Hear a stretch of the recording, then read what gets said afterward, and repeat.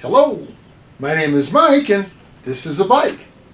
But once again, well, I'm still working on the Yard Art Cougar. We'll get back to the bikes. They're not going anywhere.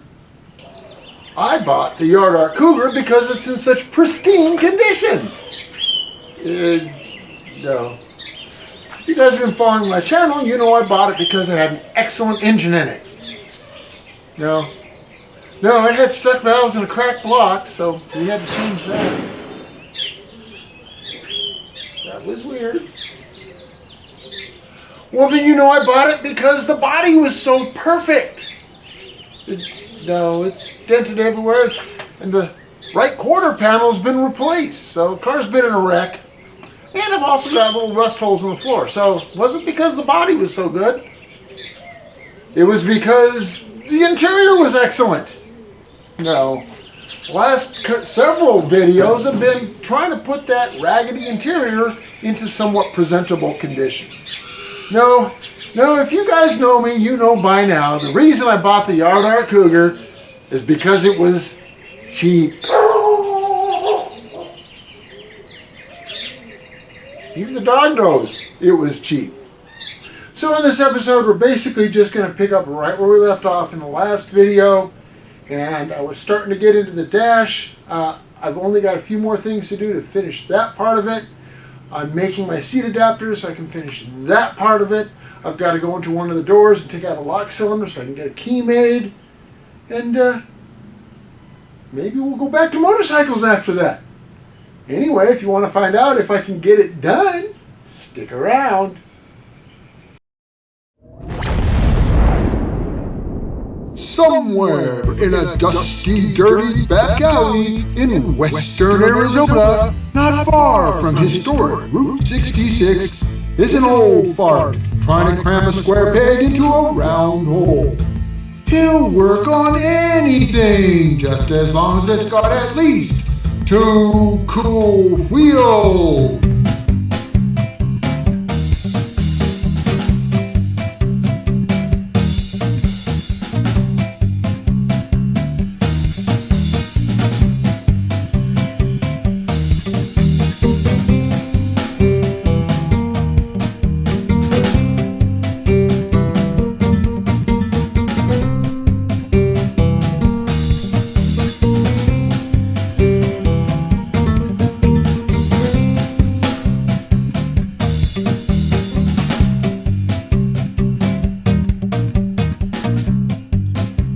I've got to transfer this wood grain trim, these toggle switches, and this AC vent to the new panel.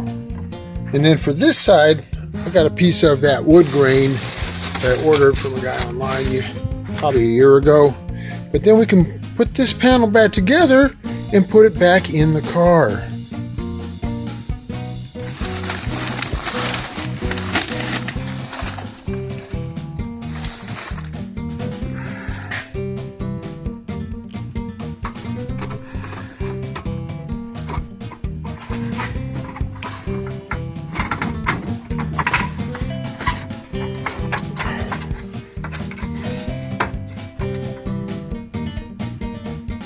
Okay, there it is. So, looks pretty good.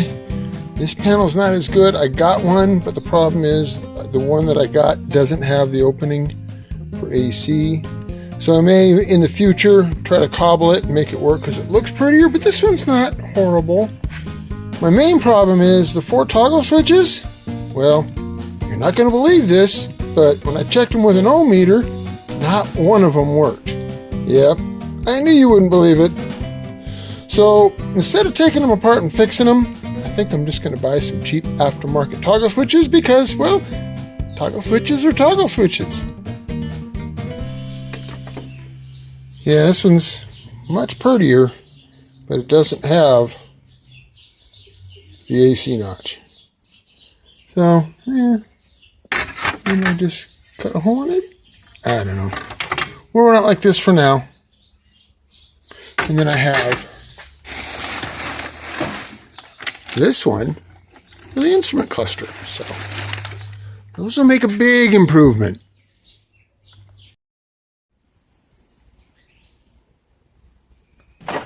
Now for the cluster. I've got to take it apart. I've got to get to that fuel gauge, and then we'll put that nicer wood grain trim on.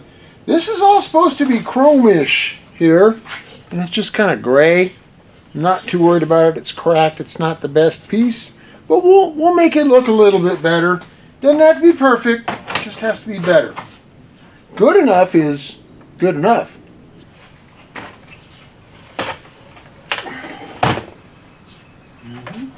You go here. Don't get lost.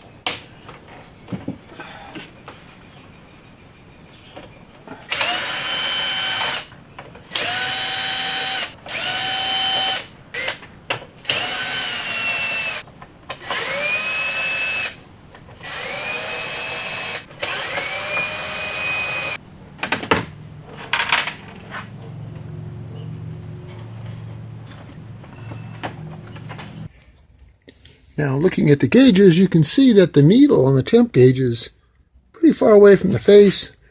But if we look at the needle on the fuel gauge, it's sitting right on the face. That's what's causing my issue. It's a bent needle. Got to take all this apart just to straighten it out. Amp gauge, got a little clearance. Not sure how that occurred. Probably previous person worked on it and bumped it and didn't realize it. So we'll fix that.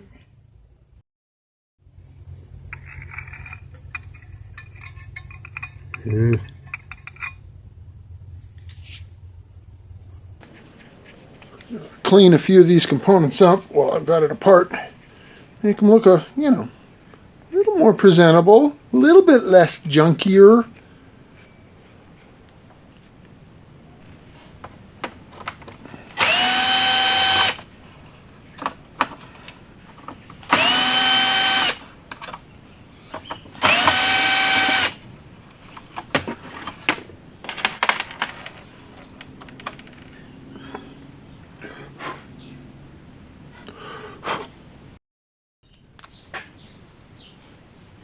So there's a little bit of rust on it, and it doesn't really show much, but we can just take a little black marker here,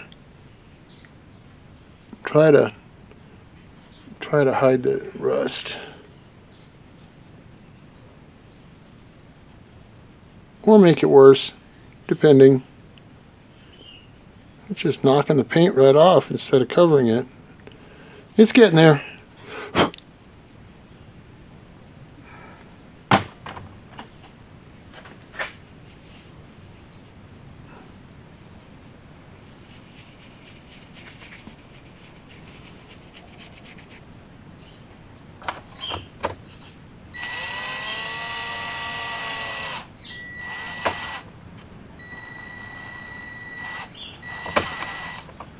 Gotta go slow. This stuff is just crumbly, brittle plastic. Very ancient, like me. Uh-oh, that one just broke. Great. Still held. That's weird.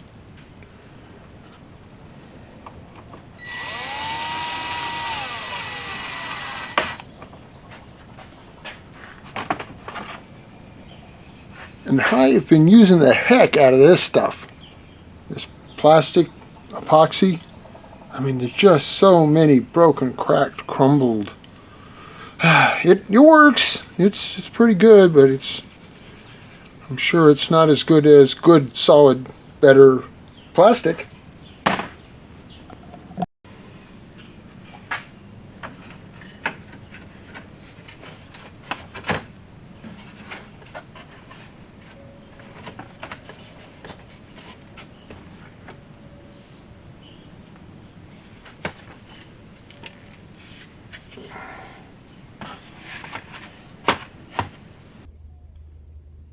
A marked improvement,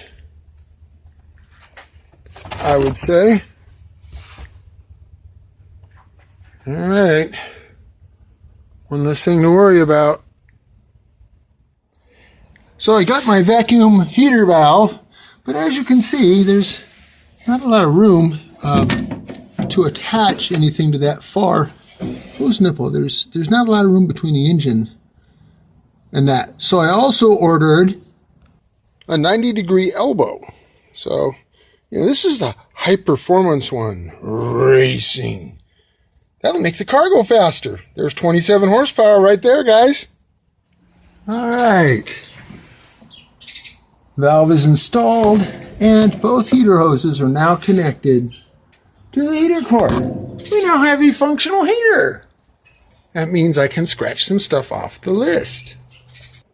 Okay, so we can scratch off more items. Okay, fuel gauge has been repaired. And then the heater valve has been installed. Now, something you can do for extra credit, and that is, if you've done something that's not on the list, you can just write it into the list, dash IP trim panels, just so you can scratch it off. Here you go, extra credit.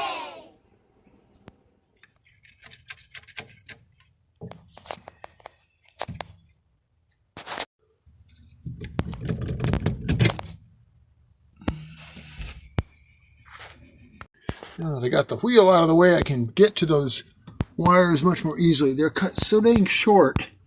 I've got to splice onto those and extend them back over here so they'll reach where the radio is supposed to go, even though I don't have a radio to connect them to. But I do have wire.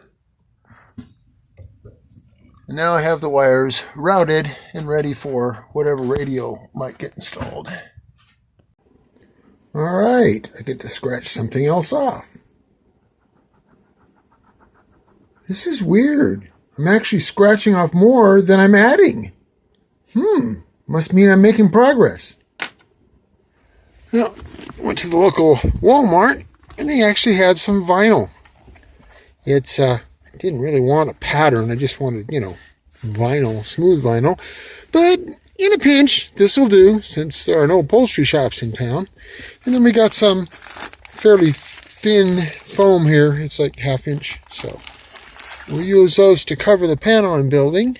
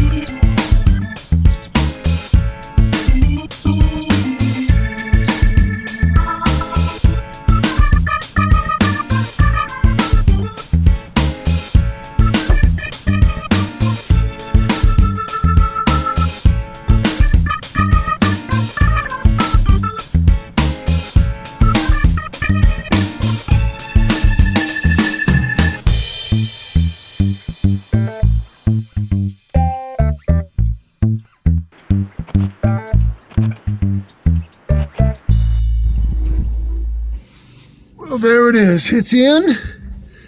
It's, it's not perfect. I'll tell you what, getting the screw started for this lock-in molding back here, it was a pain in the butt. But I got them. She's in place, and now we can put the rest of the panels back in the car.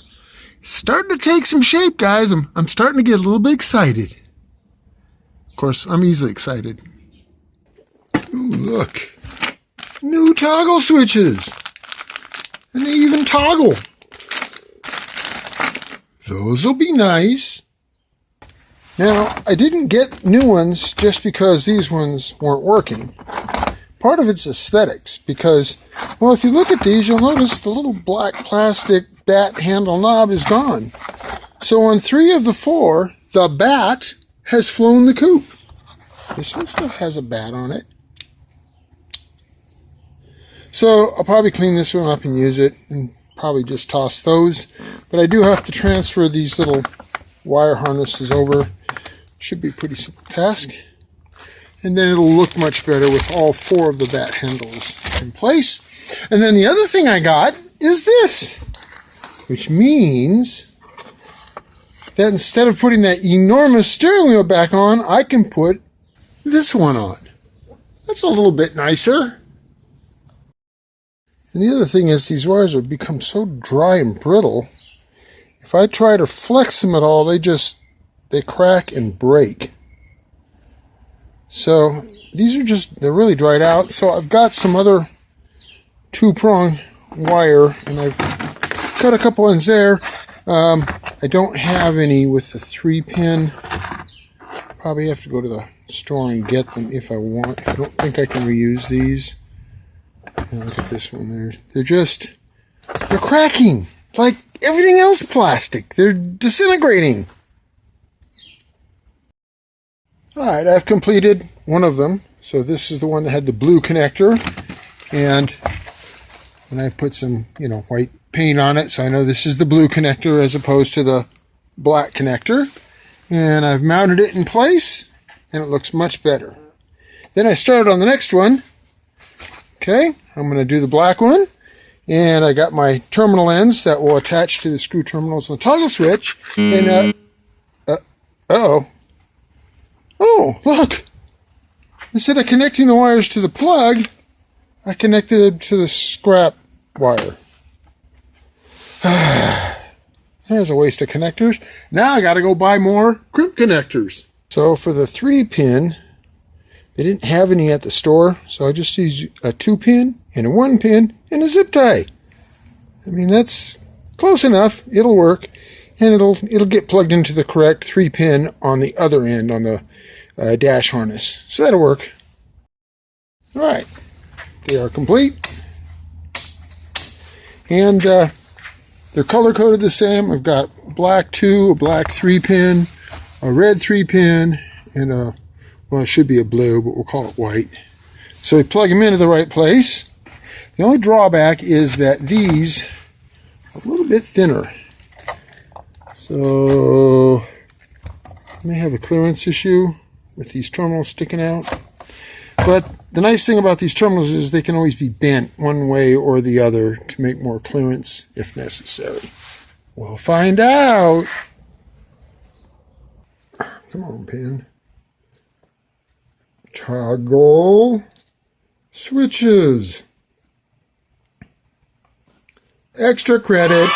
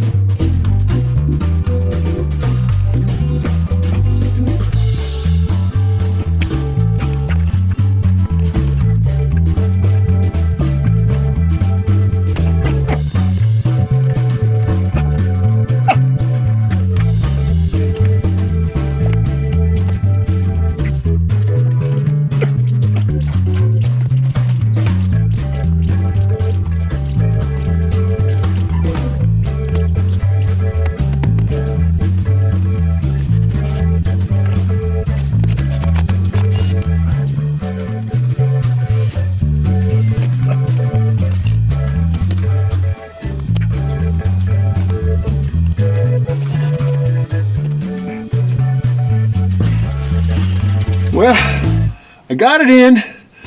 I only broke a little bit of plastic off of the crumbly old ancient plastic. I cussed a lot and I shredded my hand and arm. As you can see, there's a lot of sharp objects in these dashes. What a pain in the neck. I just couldn't get that speedometer cable to start. But it's in. Probably doesn't work, but at least it looks prettier. One more off the list. It's getting better.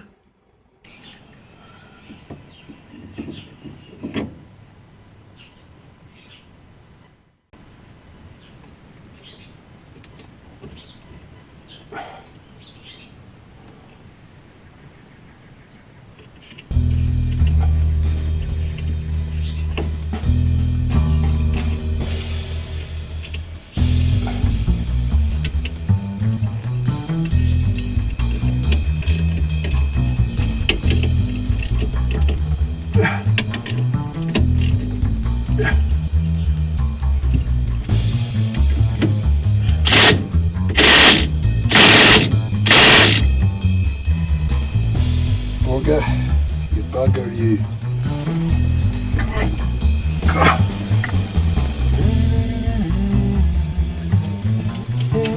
So I used the adapter kit that I purchased online and installed the steering wheel that had been sitting in my garage for ages. It was one I bought for the Ranger, and the dish was too deep for that particular application, but it's perfect for the Cougar. Now I'm finally going back to building some adapters so that I can bolt the seats into the car. I took a sheet of diamond plate that I had that, ironically enough, came with the Cougar. It was in the trunk as a trunk floorboard. So I took that piece of aluminum diamond plate, cut it in half, mapped out the bolt pattern of the seats, and drilled holes so it could be bolted to the seat rails.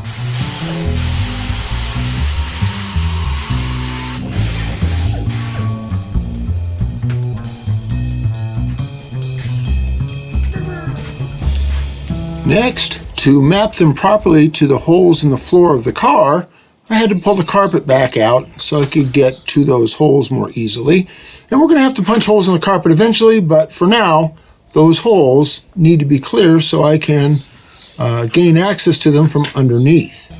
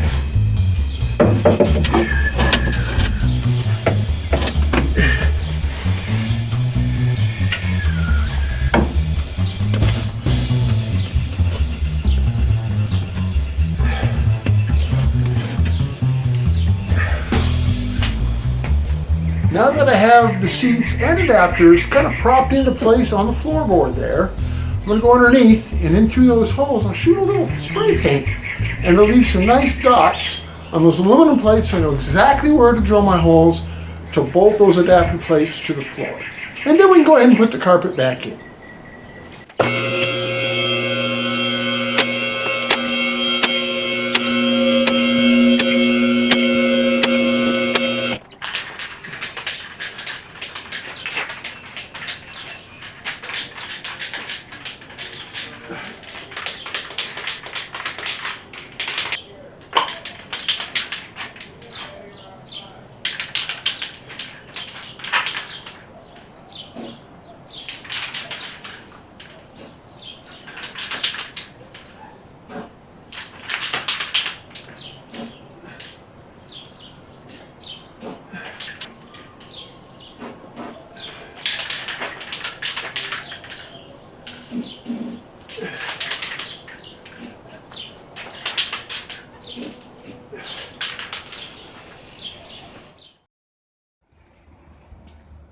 There we go. Now I know exactly where to drill. Once we get those drilled out, we can bolt them in. Oh, I gotta put the carpet in. Carpet's in. I gotta, straighten it out and put the sill plates in and all that.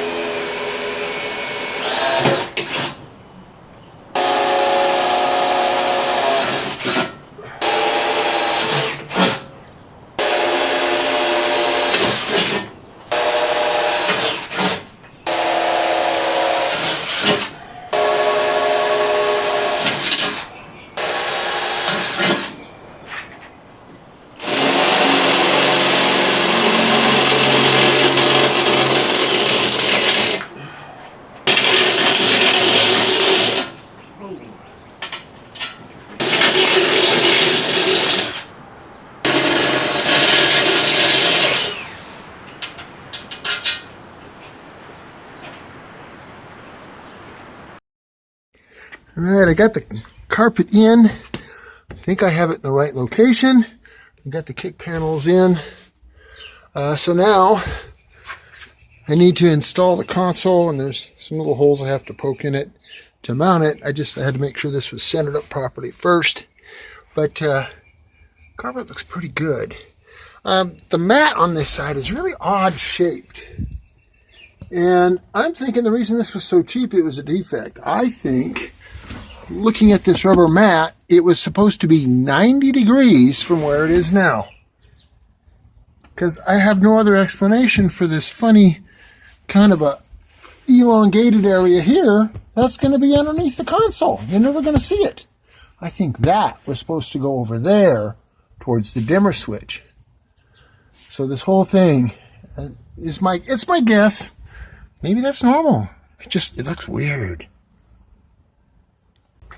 Now, another cool thing is this little courtesy light on the back of the console. The lens is, of course, crispy, like, everything else on this car. And there's actually a new one available, and it was remarkably cheap. What do you know? Some of the parts for this car aren't hundreds and hundreds and hundreds of dollars, but only a few. There you go. Much nicer. All right, the carpet is in. Sill plates are all screwed down. Console is in place. Man, what an improvement. Looks really good.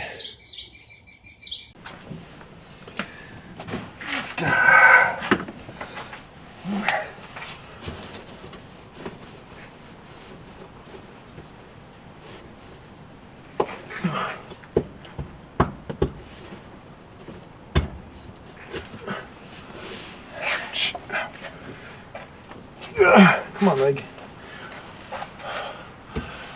Now, the good thing about these adapter plates is that the only holes I'm making are the existing holes from the factory for the seats. So if I ever decide I want to go back to the original seats, all I got to do is take these aftermarket seats out, pull these plates out, drop the original seats right back into the original holes. So I'm kind of happy with that, especially since it's new carpet. We don't want to make holes in new carpet in different places. We don't want to put holes where they're needed. So let's see if this works. This is sort of a fat one, but it should work.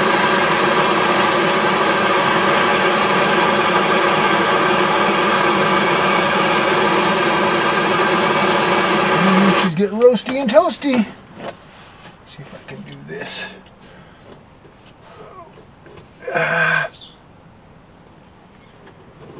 Oh yeah, that worked. Got a nice round hole. Holes are better when they're round. Okay. That being said, now this one's right here. All right.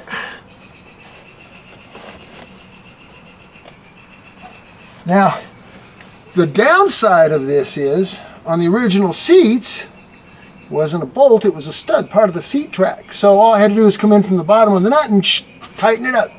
On this one, well, the whole thing's going to want to spin. Not sure how I'm going to get around that. I got some big washers here to give it more surface area, but they're going to want to sit there and turn and twirl and spin, so I'll probably have to glue some vice grips to it or something to hold it on the inside while I'm tightening it from the bottom. We'll figure it out.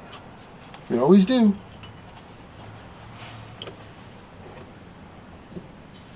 Alrighty.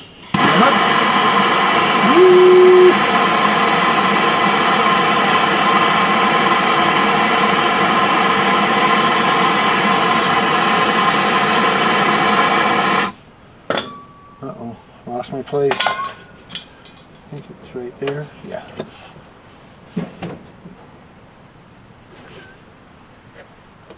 Oh yeah.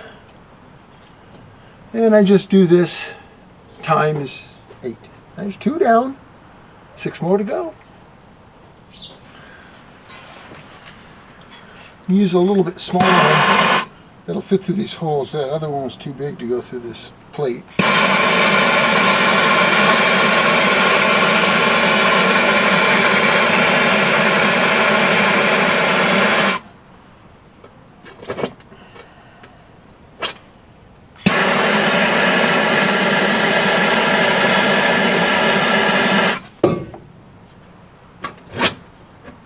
Oh yeah, so easy a caveman can do it.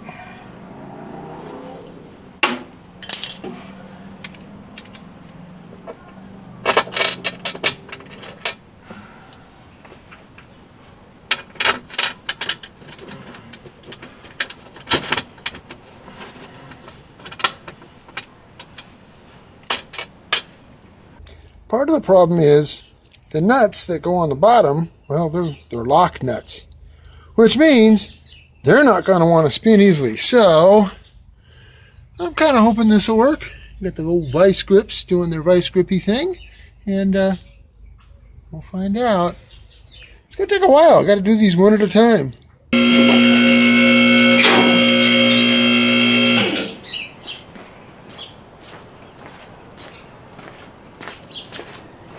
Well, I hope with this height, I might be able to get one arm in to hold them, at least the 2 outer ones, but the other ones I don't think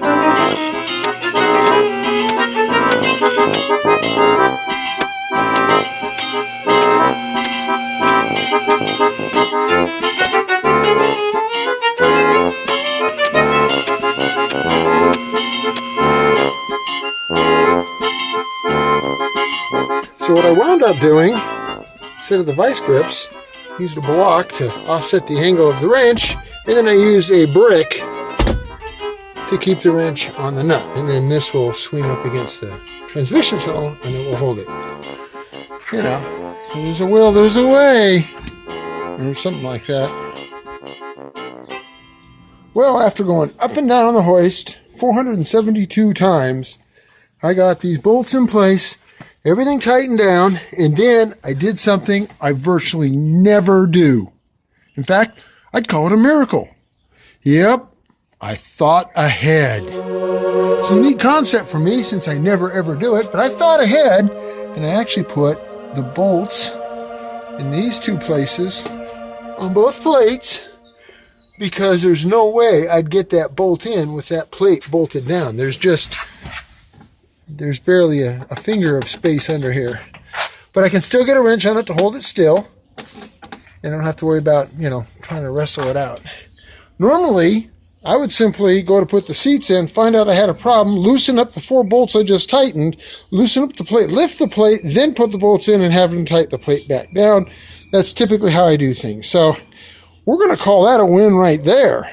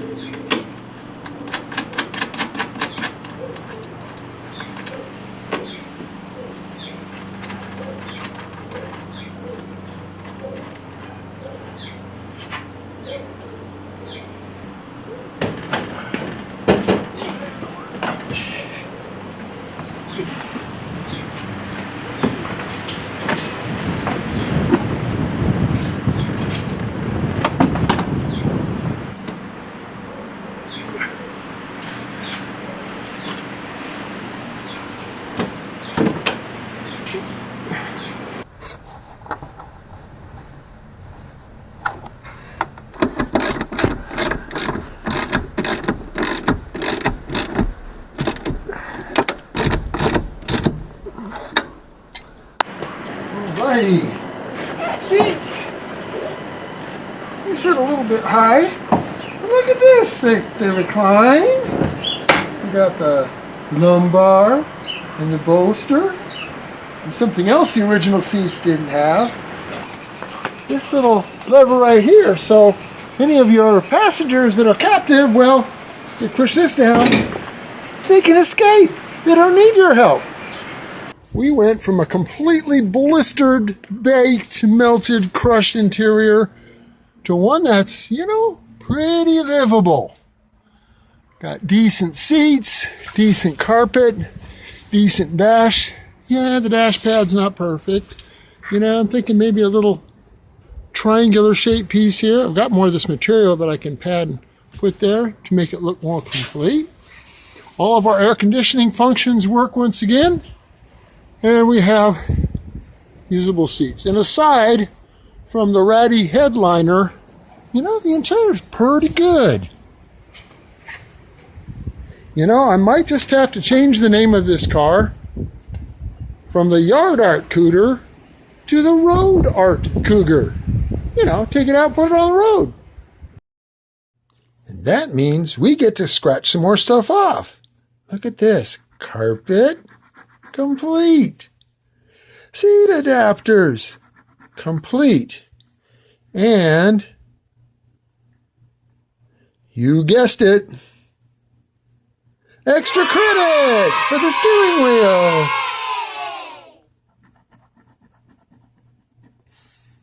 Now, the lock cylinders, I have to address those later. I got to pull that door panel off and fix that armrest. Anyway, I do have a radio coming for it.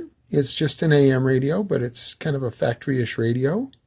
And then I got to go to the wrecking yard, see if I can find a vacuum tank for it. But look at where we started. And look where we are now.